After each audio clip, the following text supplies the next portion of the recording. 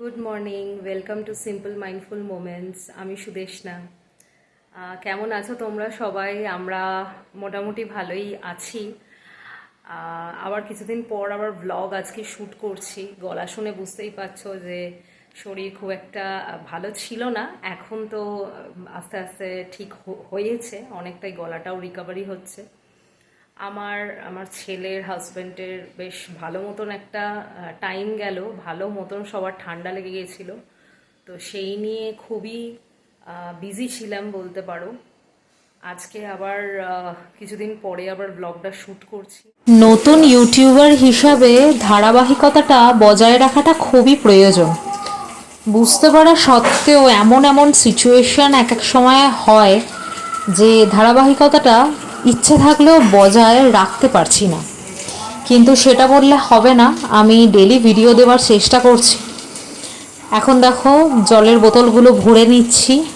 গোগলে এই সময়তে ঘুমিয়ে পড়েছে।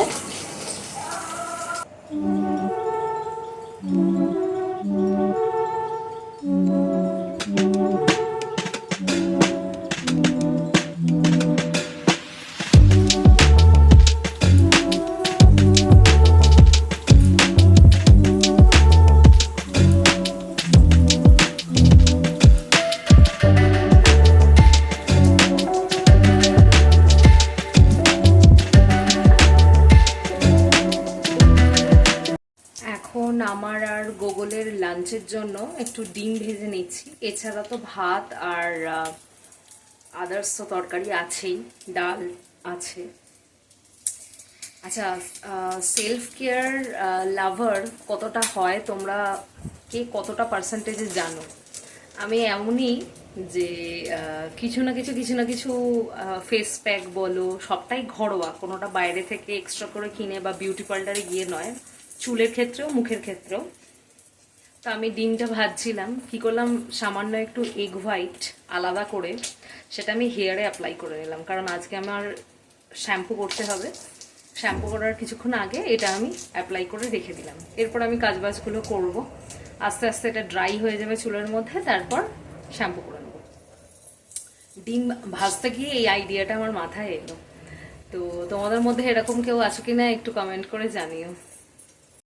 স্নান টান হয়ে গেল আমার, ছেলেকেও তার আগে স্নান করিয়ে দিয়েছিলাম। ও তো ঘুমাচ্ছিল, দেখলে ও ঘুমাতে ঘুমাতে অনেকগুলো কাজ করে নিলাম। কাপড় জামাগুলো ওয়াশিং মেশিন থেকে শুকোতে দেওয়ার ছিল, সেগুলো করে নিলাম। আর আনুষঙ্গিক যা যা কাজ থাকে সেগুলো কমপ্লিট করলাম। আর ও যতক্ষণ ঘুমাচ্ছিল একটা যেটা ভাইটাল কাজ থাকে, সেটা হচ্ছে রাতের রান্নাটা। যেহেতু ওর এখন শরীরটা খুব একটা ভালো মানে যাচ্ছে না, শরীর সবে ঠিক হয়েছে আর কি, একটু ঘ্যান ঘ্যান করে, জানো বাচ্চারা একটু ক্র্যাঙ্কি হয়, তো সারাক্ষণ মা মা করছে।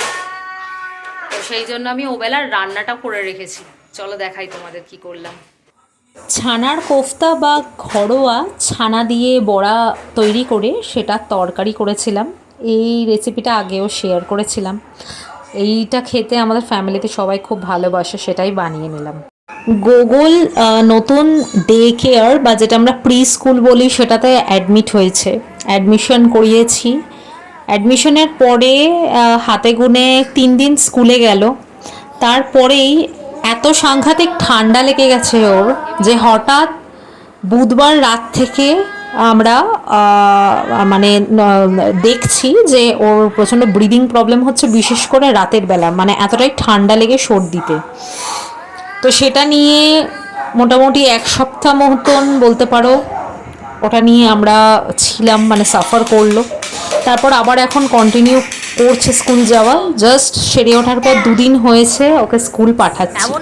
বাচ্চাদের কিছু হলে সত্যি যেন একটা বুকে ভয় বলো কিংবা একটা সাংঘাতিক টেনশন বলো, মা বাবা হিসাবে দুজনেরই কাজ করে এবং পরিবারের সকলেরই।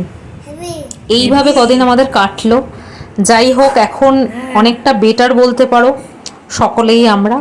আজকে ভিডিওটা এত অবধি রাখলাম বন্ধুরা। কিছু ভালো লাগলে লাইক করো, সাবস্ক্রাইব করো। বাই।